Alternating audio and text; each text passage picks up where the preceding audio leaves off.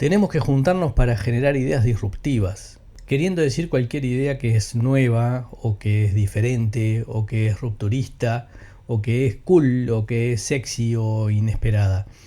Pero en realidad el origen del término es una teoría seria que se llama precisamente teoría de la disrupción. Y en este episodio vamos a hablar de teoría de la disrupción, ilustrada en una disrupción que está sucediendo ahora mismo frente a nuestros ojos y que no estoy hablando de la inteligencia artificial, sino de la movilidad eléctrica.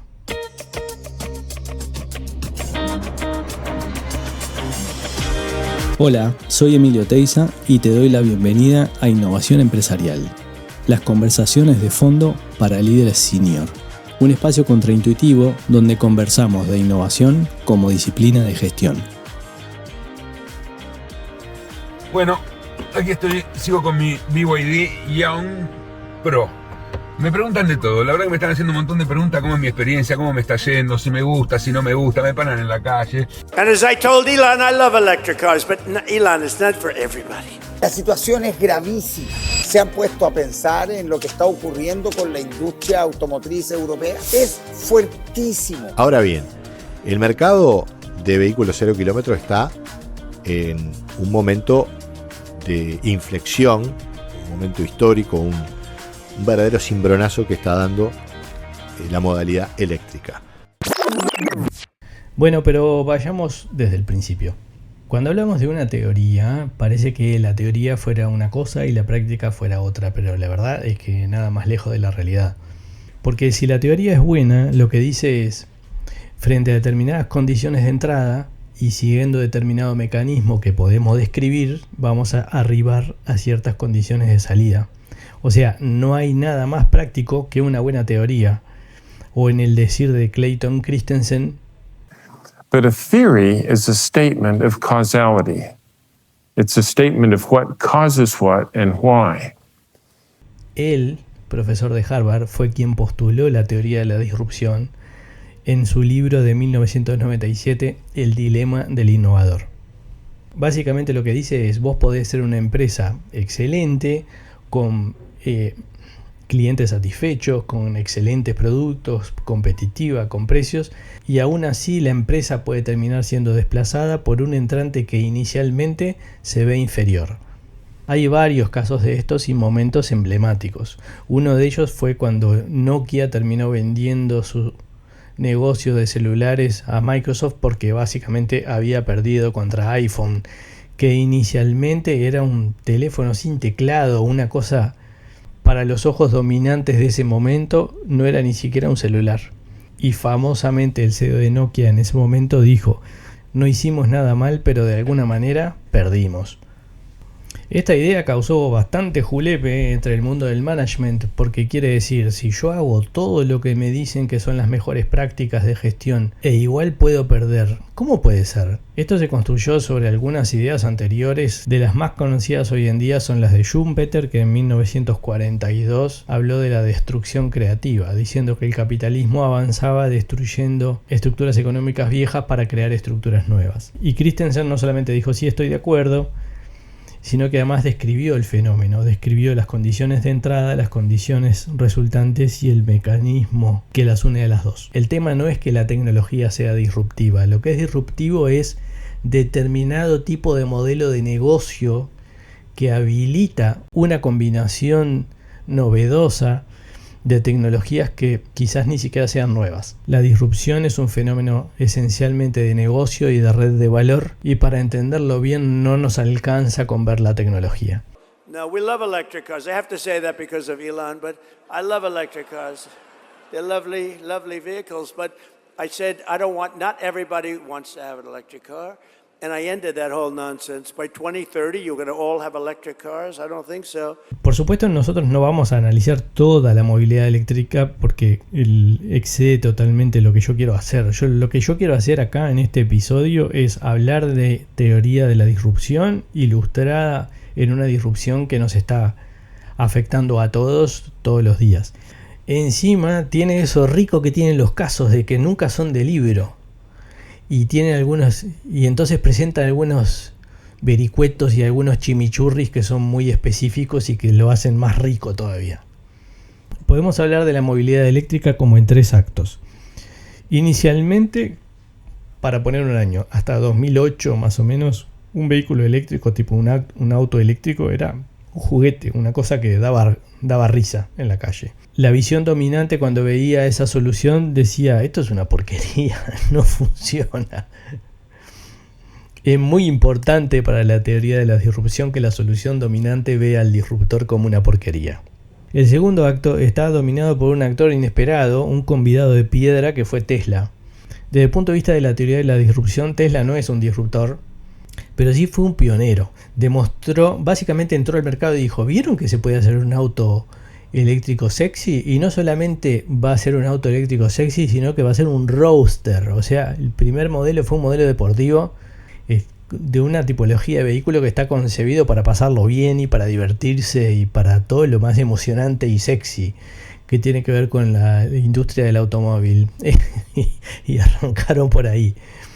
Y el tercer acto es China con sus autos chinos y en particular BYD. ¿Por qué voy a tomar a BYD? No porque sea el que vende más. En Uruguay sí, hoy es el que vende más, pero en China no es el que vende más. Simplemente porque reúne algunas características que son importantes cuando lo vamos a ver desde el lado de la teoría de la disrupción. Un apunte importante para BYD, por ejemplo, es que ellos no fabricaban autos, fabricaban baterías. Y terminaron siendo propietarios del corazón de la nueva solución. BYD comenzó como una fábrica de baterías en la década de los 90 y es lo que más y mejor saben hacer. Y ahora se convirtieron en uno de los mayores fabricantes de autos eléctricos en el mundo, incluso habiendo superado a Tesla en volumen de ventas a nivel global. Ok, ¿y cuáles son las 5 condiciones de partida de la teoría de la disrupción? Primero, tengo una red dominante y rígida. Segundo, estoy entregando más cosas de lo que el cliente puede asimilar. Tercero, hay segmentos ignorados sistemáticamente y además hay un grupo de lo que se llaman no consumidores.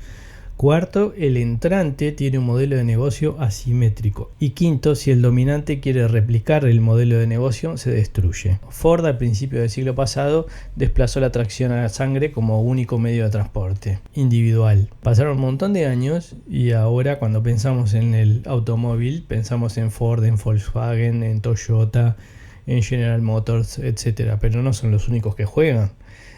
Antes de ellos, en la red de valor, hay un montón de autopartistas desarrollando y fabricando desde bielas hasta neumáticos. Y después de ellos vienen un montón más de empresas y modelos de negocio que hacen un montón de otras cosas relacionadas con la red de valor. Desde concesionarios que venden los automóviles y que después le dan servicios, aseguradoras, etcétera, etcétera, etcétera. Esa red es capaz de manejar la complejidad de un auto de combustión interna que tiene más o menos 2.000 piezas móviles comparado con las 30 piezas móviles que tiene un auto eléctrico, y no solamente es capaz de manejar esa complejidad, sino que además después depende de esa complejidad para vivir. La red está muy desarrollada, es muy eficiente, pero a la vez es muy rígida. El segundo punto es que si yo necesito un auto para ir a una consultoría y después ir a dar una clase y después volver a mi casa, el motor que me compro en 2025 a 2026 puede ser diferente al motor de 2010, pero va a ser diferente de maneras que para mí son invisibles. Yo voy a pagar esa diferencia, ese aumento de prestaciones o de tecnología, si se quiere, pero no lo voy a aprovechar y ni siquiera lo voy a ver. Eso se llama overshooting, y hay un montón de segmentos y de personas que terminamos comprando productos de los cuales un gran porcentaje o un porcentaje significativo terminamos no usando o no entendiendo o no aprovechando o no valorando. Esta es una consecuencia natural del desarrollo de una trayectoria tecnológica, de una solución dominante. Van todos haciendo innovación incremental y al poco tiempo ya estás con unas listas enormes de características y cosas así, y presentan en las ferias especializadas y en las exhibiciones el último modelo con esto y con aquello, y la verdad es que terminan entendiéndolo solamente los especialistas. El tercer punto es que hay segmentos ignorados y no consumidores. Hay segmentos que la solución dominante sistemáticamente no atiende, ¿no? Entonces, si no podés comprarte el auto más chico, te compras una moto o básicamente usas el transporte público. Estos autos chinos eléctricos que están viniendo no son los primeros autos chinos que han venido al Uruguay. Hace un montón de años vinieron autos chinos baratos con motores de combustión interna que a un montón de gente la sacaron o del usado o del auto usado, muy usado, y pudieron acceder al 0 kilómetro, o lo sacaron del ómnibus o lo sacaron de la moto. Pero ser jugador de un nicho de segmento bajo no te hace disruptor automáticamente, porque básicamente estás jugando con el mismo modelo de negocio que todos los demás, solamente que estás saliendo con un precio más bajo. El disruptor también entra por estos segmentos, pero tiene vocación de comerse todo el mercado, porque en realidad su modelo de negocio es diferente. En julio se vendieron más de 90 vehículos eléctricos por día en Uruguay. El dato es real y es tremendo. La cuarta condición, que es el entrante con el modelo de negocio asimétrico, está muy relacionada con la quinta, que es básicamente el dominante no puede tomar ese negocio sin destruirse. Tesla no quería ponerse a fabricar autos, eran originalmente emprendedores de Silicon Valley y ellos estaban para temas más parecidos a las apps y el software que otra cosa. Su idea inicial era en realidad licenciar la tecnología para los fabricantes de autos. Como los fabricantes de autos le dijeron, no, ni loco, me estás pidiendo que me pegue un tiro en el pie, dijeron, bueno, no tenemos otra que fabricar nosotros. Y después les volvió a pasar exactamente lo mismo cuando fueron para el otro lado de la cadena y dijeron, bueno, tenemos un auto, ¿no me lo vendés? A la red de distribuidores y concesionarios. Le dijeron, no te lo vendo nada, porque yo no gano plata, o gano poca plata vendiendo los autos.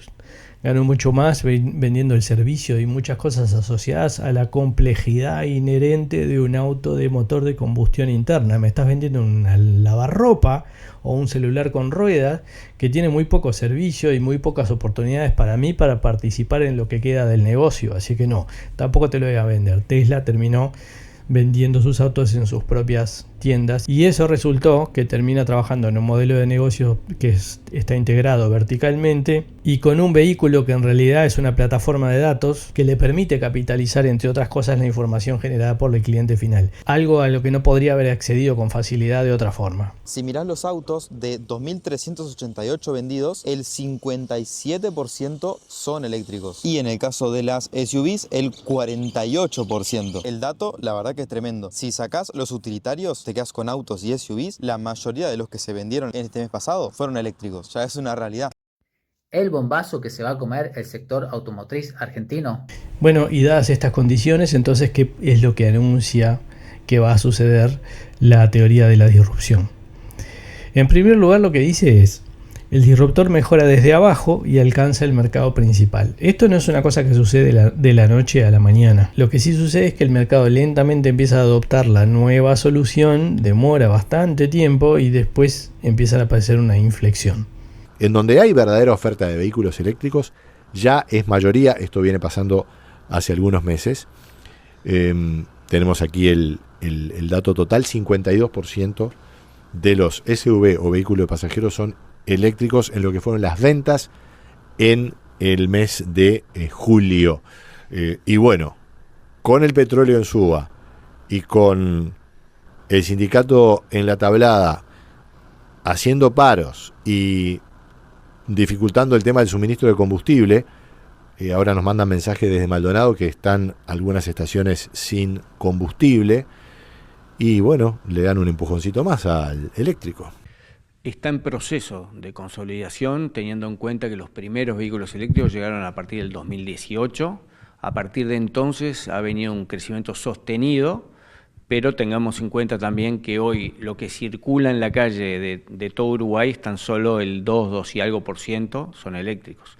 Estamos en un buen camino de una rápida incorporación. Creemos que la penetración de autos de la electromovilidad puede alcanzar al 70%, sustituyendo prácticamente casi todos los usos. El segundo resultado es que el dominante no puede responder eficazmente.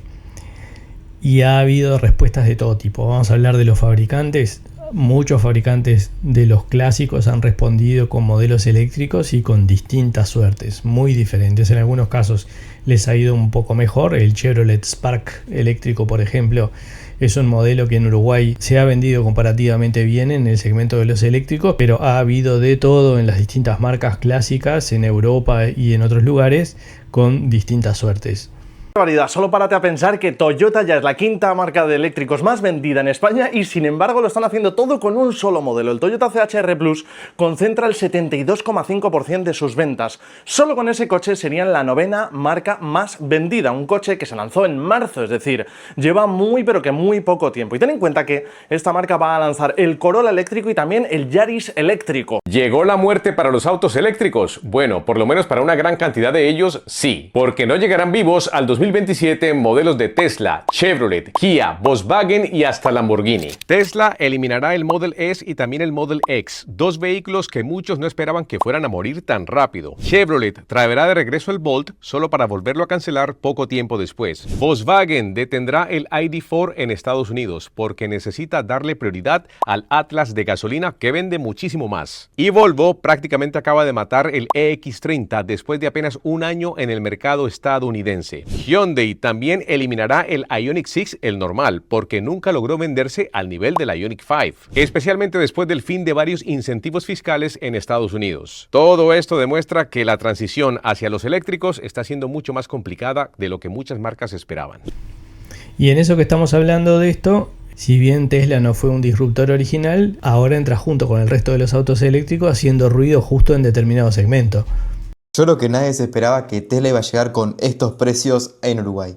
BYD anunció precios nuevos para sus autos eléctricos. Y para mí que Tesla tiene que ver, pero no es el único motivo. ¿Qué está pasando con el precio de los carros actualmente? Por la entrada de la marca Tesla a Colombia, han bajado los vehículos de marcas como BYD con su modelo TAN, que bajó 50 millones en un año. El siguiente efecto, y capaz que el más importante, es que la red de valor se transforma. Eso quiere decir que hay actores nuevos, actores que desaparecen y el resto de los actores se transforman. Por ejemplo, las estaciones de servicio se reporta hasta un 20% de caída en ventas de combustible debido a la movilidad eléctrica. Y si bien hace tiempo que se está hablando de las electrolineras, el modelo de negocio no es que yo saco un surtidor o sustituyo un surtidor de combustible por un cargador. En parte porque la movilidad eléctrica tiene muchas más opciones para poder cargar en distintos puntos. Puede ser en tu casa, obviamente, en tu trabajo o incluso en distintos puntos como ofrece la UTE. ¿Sabías que la UTE te instala un cargador gratis? Hace poco UTE lanzó un llamado para particulares y comercios que tengan un lugar disponible para colocar un cargador. UTE se encarga de todo, instalación, mantenimiento y cobrarle a las personas que van a cargar. Y para quien pone el lugar, además de generar ingresos por las cargas, también tiene un tráfico de visitas a su negocio. Ahora, ¿por qué UTE está haciendo esto? Y esto es porque los autos eléctricos no paran de crecer. Cada mes se venden más autos eléctricos, pero la infraestructura de carga no crece al mismo ritmo. Y ahí está el verdadero desafío. ¿Dónde van a cargar todas estas personas? Porque la realidad es que no todo el mundo puede cargar en su casa. Asociado con esto y la transformación de los actores, hoy el representante de BYD en Uruguay no solamente participa en la venta del vehículo, sino que está incorporando las estaciones de carga rápida para el año que viene. Para el 2027 tenemos previsto el lanzamiento de la red de cargadores súper rápido, que va a tener una cobertura nacional, y tenemos previsto traer la nueva tecnología de BYD que carga el auto en 5 minutos. Además que certifica, homologa y entrena talleres autorizados para dar servicio de BYD, no solamente talleres en Uruguay, sino también en un centro de capacitación para la región. También UTE y ANCAP hace tiempo que están celebrando distintos acuerdos y trabajando en conjunto para ir adaptándose a esta transición. Y por ejemplo, recientemente hubo un evento donde se reunieron representantes de distintas organizaciones que antes quizá no se hubieran reunido, como por ejemplo el gerente comercial de un concesionario, el gerente de electrificación de una empresa de electrificación muy conocida internacional, el director de una de las empresas líderes en cargadores, también gente de UTE y ANCAP. Y leo la nota. La presencia de estos actores refleja que la discusión ya no se limita a la incorporación de vehículos eléctricos, también incluye la infraestructura, la operación de las redes, la experiencia de los usuarios y el papel que tendrán las estaciones de servicio en un mercado que comienza a diversificar sus fuentes de energía. Y para sorpresa de nadie, otro de los que se adapta es el Estado, que más allá de las primeras promesas que puede hacer con respecto a incentivos, sostenibilidad y todo lo demás, una vez que la base fiscal se empieza a trasladar del auto térmico al auto eléctrico, prontamente se adapta también con sus impuestos y otras cargas.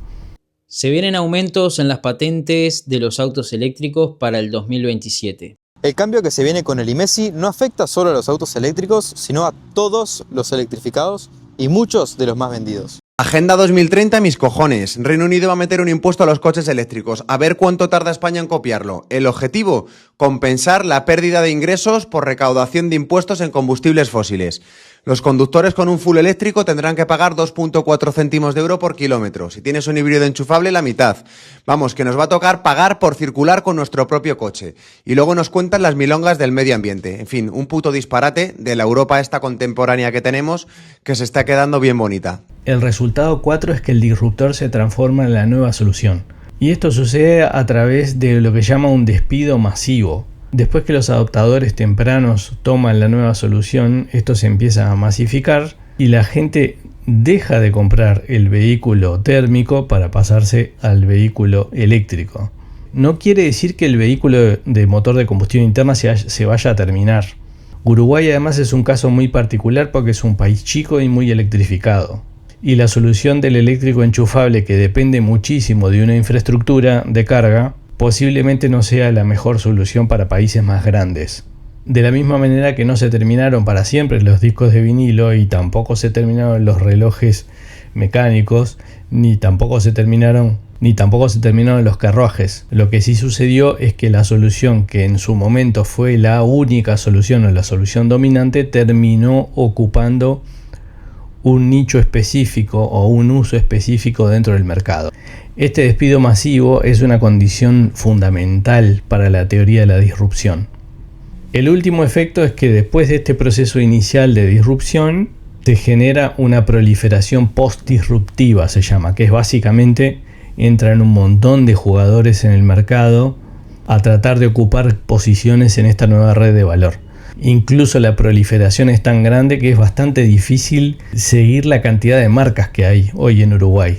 Estas son las 10 marcas que más eléctricos se están vendiendo en Uruguay. La primera más vendida en lo que va del año es BYD. En segundo lugar está Dongfeng. En tercer lugar, y en realidad cabeza a cabeza con Dongfeng, está Geely. El cuarto, quizás te sorprenda, está Chevrolet. En quinto lugar está Daihatsu. En sexto lugar aparecen los eléctricos de JMC. En séptimo lugar aparece Omoda con Cabo, aparece GWM Cas. En noveno lugar está Jack con 320 y Jaiku con 207 ocupa el puesto 10. BYD tiene más de 10 modelos acá en Uruguay y puede ser un poco confuso qué va cambiando entre cada uno de ellos, así que en este video te lo cuento. Bueno, y una vez que la solución nueva se transforma en dominante, también entran en su desarrollo tecnológico. En China me mostraron el lado más extremo de los vehículos eléctricos, haciendo explotar baterías y cargando un auto a 30 grados bajo cero. Esta es una prueba donde demuestra cómo sus baterías pueden resistir lo que otras tecnologías no pueden hacer, como un clavo que las atraviesa. El clavo pasa de lado a lado y no pasa nada. China acaba de destruir el último argumento en contra de los coches eléctricos. Una carga completa es más rápida que llenar un tanque de gasolina. BYD lanzó un cargador que te da 500 kilómetros de autonomía en 5 minutos. Y en definitiva, compitiendo como se compitió toda la vida,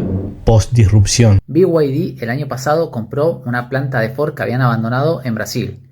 Bueno, hizo una ampliación porque estaban preparados para fabricar 300.000 autos por año. Y en 2027 van a fabricar 600.000 autos para poder exportar al Mercosur a precios más competitivos.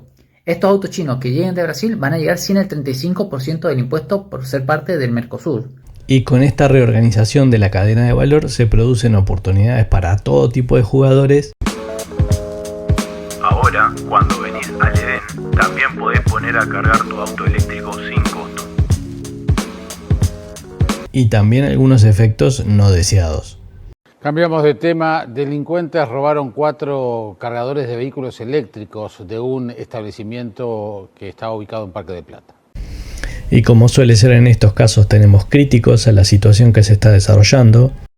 El mundo de los eléctricos se ha vuelto algo completamente ideológico, ¿vale? Así que han destruido o casi destruido la cadena de suministro y la industria automovilística tradicional con estas prisas por fabricar coches eléctricos. Que bueno, puede tener sentido, pero hace falta tiempo, ¿no?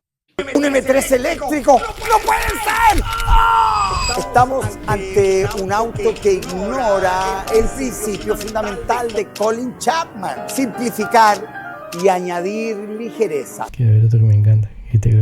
Verán que somos buenos. Esa idea romántica del auto como objeto de deseo, como patrimonio, como una extensión de nuestra libertad. Ese auto se acabó. Si tienen un auto eléctrico, eso que tienen en el garage, eso no es un auto. En el mejor de los casos, es un gadget con ruedas, un dispositivo de movilidad, un electrodoméstico que se deprecia más rápido que vuestra paciencia. Antes, cuando abrías el capó, lo que veías era un motor, mecánica. Ahí había ingeniería. Hoy, cuando levantas el capó, lo único que ves son tapas plásticas que esconden una maraña de cables y, por supuesto, procesadores que en 3 años van a estar absolutamente obsoletos. Van a ser basura electrónica, porque en unos pocos años más no vas a botar esta porquería. Vas a botar un fierro de 2 toneladas lleno de químicos contaminantes. Eso es lo que vas a desechar apenas tu auto termine su ciclo útil. Es el fast fashion aplicado a la movilidad. Y ojo, el fast fashion es de las industrias más contaminantes que existen. Es un insulto. El auto ya no es tuyo. Eres un usuario temporal de un sistema operativo cerrado. Lo siento. Qué tipo crack, Federico Sánchez. Sos un muchas gracias por todo lo que nos das. Conclusión: la disrupción no es un evento, es un proceso, y es un proceso complejo, lleva tiempo. Está bien que es un país libre, cualquiera puede decirle disruptivo a cualquier cosa, pero espero que después de este podcast de hoy te quedes con una idea más clara de qué fue lo que planteó Christensen,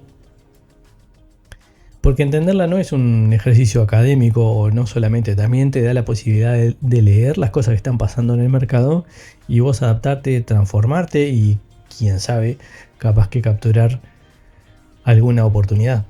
Lo cierto es que no sabemos si a todo chancho le llega su San Martín. No quiere decir que todas las empresas van a sufrir una disrupción, y tampoco quiere decir que la van a sufrir pronto, todo tipo de empresas. Lo que sí quiere decir es que es sano y muy positivo entender que gestionar una empresa quiere decir liderar una estructura que en realidad es temporal, porque las cosas van a cambiar.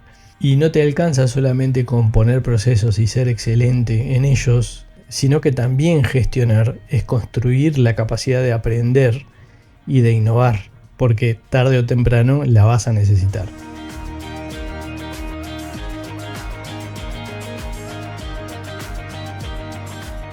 Muchas gracias por escuchar. Si esto te resonó, compartilo, suscríbete y seguime en LinkedIn o en emilioteiza.com. Y nos vemos en el próximo episodio. Hasta la próxima.